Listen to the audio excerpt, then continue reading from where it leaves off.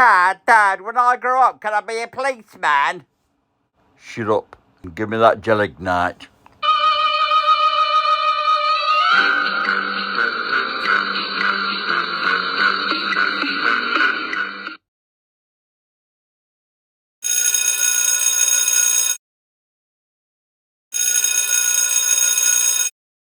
Hello, it's the Sergeant's message. Oh, what joy! That's the 3rd of June. Hey, 3rd of June? I was a surprise visitor yesterday. A couple of months ago, I forged one of those Lockdown 1000 letters, sent it to my ex. She's been stuck in a flat ever since. Then they're going to release her. Boris announces it. They can all go walkabout. Of course, the first thing she does go walkabout is come down here and have a cup of coffee. No, I wouldn't wish her one well.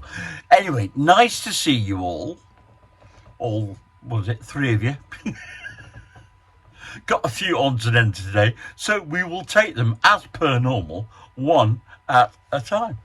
If you're employing an electrician, please make sure they're properly qualified, okay? Otherwise, you could land up with something like this.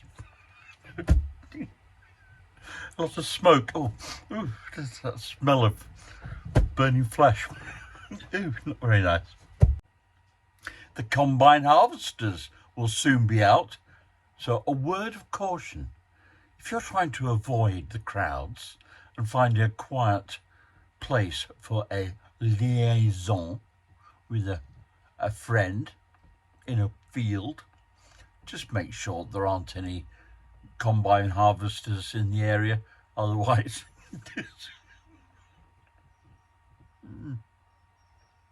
watch out for that one. Some shocking scenes in America. However, I have some footage and it's from Liverpool, and it's apparently footage of people being dragged back to work after being on furlough.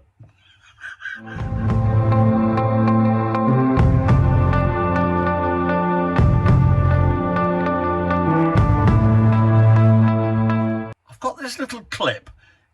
I'm not sure where this has been filmed, but it's quite amusing. In fact, if you go back to yesterday, the opening titles was about, Dad, I don't like smoking cigars.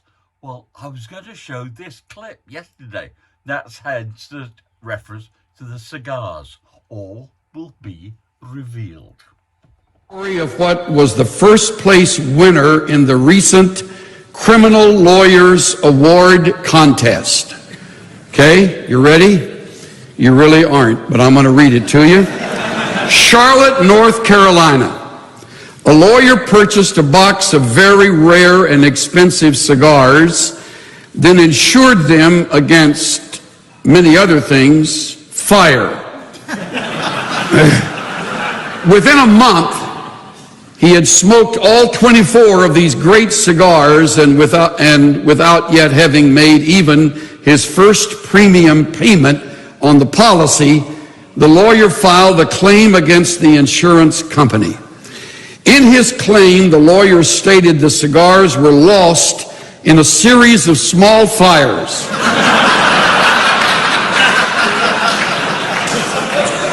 The insurance company refused to pay, citing the obvious reason that the man had consumed the cigars in a normal fashion. The lawyer sued and won. Stay with me here.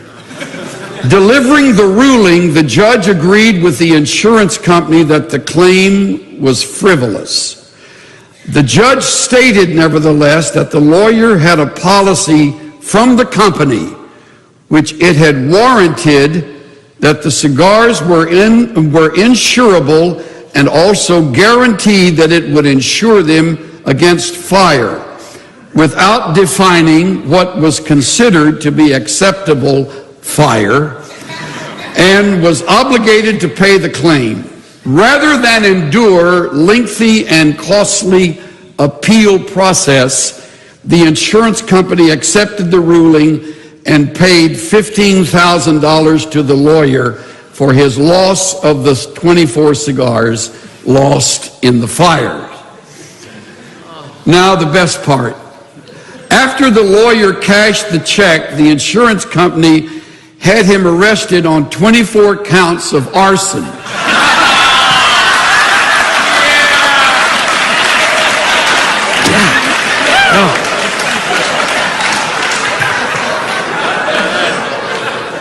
One of you may one day have an attorney like that in your church. It's got a trailer for you from a film. Watch it this afternoon.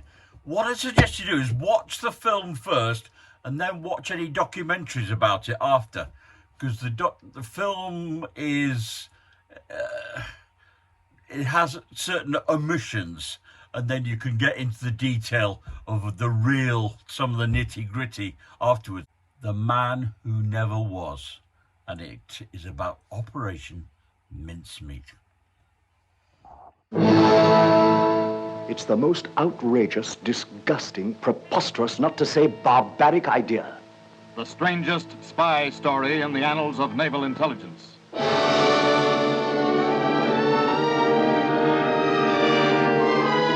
This is the man who created the man who never was. You wave an airy hand and say, George, go and get a body, as though there was nothing to it. Well, you try. Nonsense. There are hospitals, nursing homes, mortuaries. I've tried them, not a hope. You see, Monty, every body belongs to somebody. And it isn't a thing people want messed about. This is the traitor who tried to expose the man who never was. Good evening. Yes, what do you want? I'm making some inquiries about a friend of mine, William Martin. This is the girl who held the secret of the man who never was. Lucy, this is Mr. Patrick O'Reilly. Hello there. Mr. O'Reilly is making inquiries about Willie Martin. Willie Martin? Willie Martin? It's no good making inquiries about him, mister. Willie Martin doesn't exist. This is a true story. It actually happened, but it could not be told until now.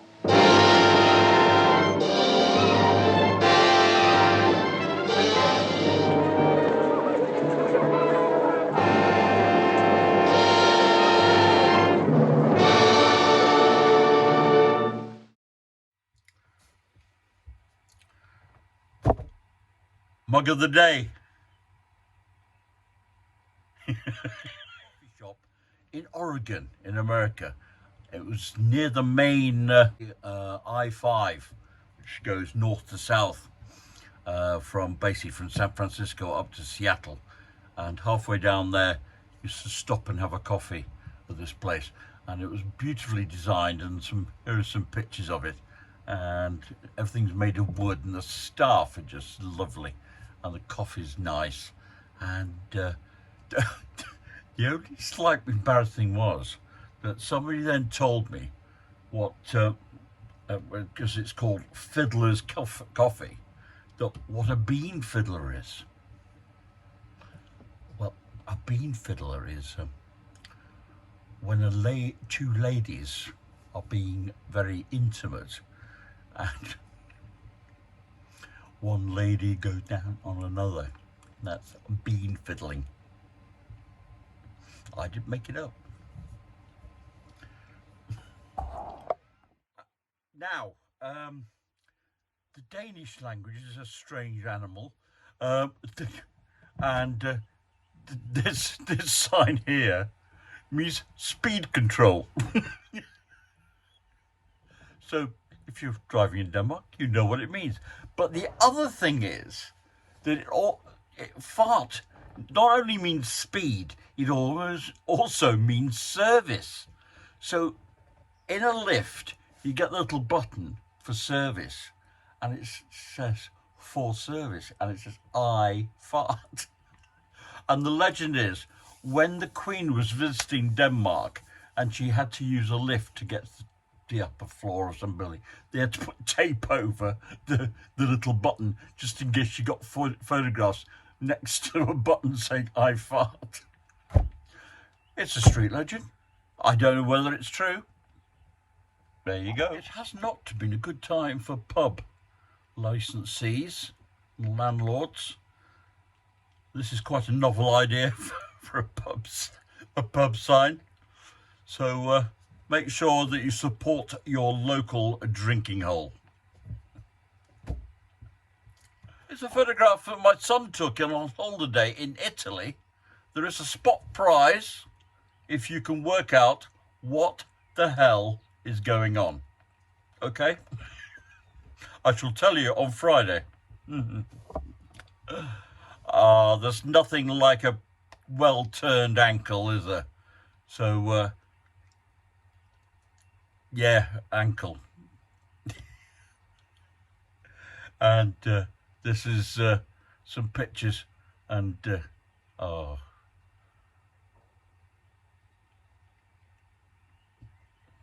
Oh, thank you, Gorton. Well, fancy coming out and finding somebody's done that to your bin. Isn't that amazing? I thought it might be a Banksy. Think how much your wheelie bin would be worth if it was a Banksy. PC on a Segway. It's just absolutely brilliant. I love it. I love it. I want one. I have a little quiz. It's a music quiz, which I've stolen off YouTube. I don't know how many there are, but hang in there and see how many you can get. So what they are, they're theme tunes to sports programs. And let's see how good you are.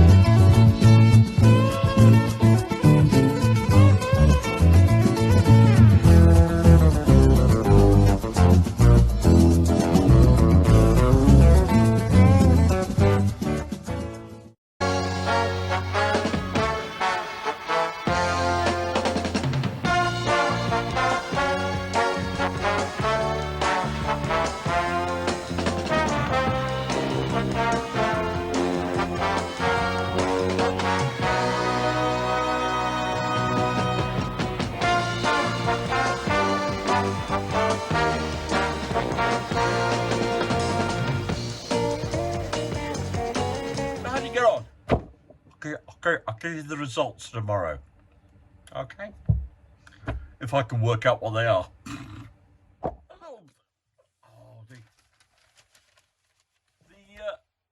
The more mature members of my audience, that's most of them, those of the police persuasion, will recognise that. Would you believe this is a copy of a 330A from, what year is it? 1980. 1980. Thursday, 14th of August, 1980. PC Head was on duty in full uniform in a Thine police vehicle near the car park of the Sands nightclub at the Arndale Centre, Stretford.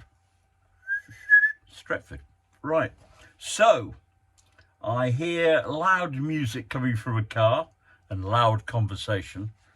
Good God, somebody enjoying themselves. So the car lurched forward. The defendant, Roberts, appeared to be waving his arms out of the window. Vehicle movement past the police car, then stopped suddenly. So I approached the car, pointed out what I'd seen, noticed that the defendant's breath smelt strongly of intoxicating liquor. God. So I asked him to provide a specimen of his breath for a breath test. It proved positive. Oh, there's a shock. You're going to wonder where this is all going. There's a punchline. Just bear with me. It's a question of stating he was willing to take the test, but only in the presence of an independent witness. So, yeah, getting clever. This request was refused. Sergeant Smith was taken as being refused, and he was asked to provide blood. So, yeah, yes, he would provide blood. And then Dr. Jones and Dr. Shires contacted.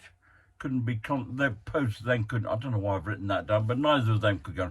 So Dr. Luft was contacted, and then Roberts refused. The defendant refuses to give his blood without his own doctor being present. That's going to go nowhere. So so he's offered the chance to give urine. Said no, I want to give blood. Right, okay. So a couple of minutes later, second request for blood. He said, I want to give blood, he says. He then agreed to give Dr. Luft,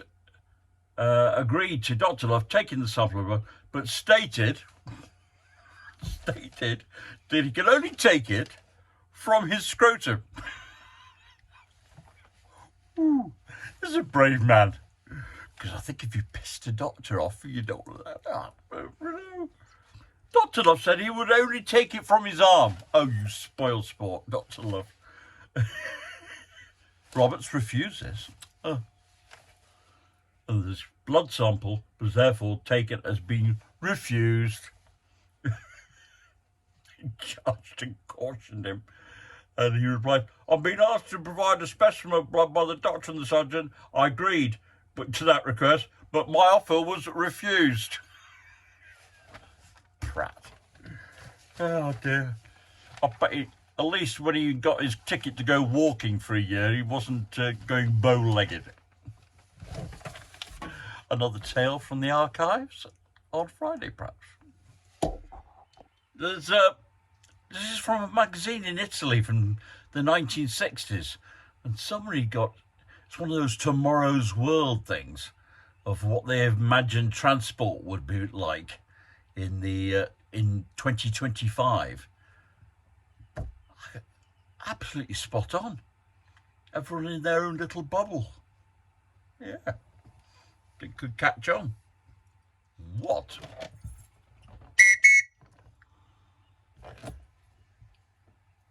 I think I lost mine within 2 days of joining the place. So the only thing I ever had in my uniform was a bit of loo chain. But now I've got a whistle. The cat's not impressed by the whistle. But I shall hang that with the rest of my memorabilia. Well, that's all for today, folks. Been a bit of a hodgepodge. And and it's been hard work, but I hope you enjoy some of the bits and pieces that I've brought you, and I'll see you on Friday. And if you got any contributions, do let me have them. Hopefully in a manner that I can use. Look after yourselves, look after each other, and listen to what my friend has got to say. That's all, folks.